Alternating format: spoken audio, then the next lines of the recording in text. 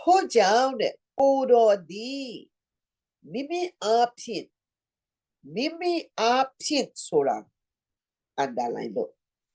မိမိအားဖြင့်ဆိုတော့ယေရှုအားဖြင့်ဖယားသခင်ထံချင်းကပ်တော်သူတို့ကိုအပြည့်အဝကယ်တင်နိုင်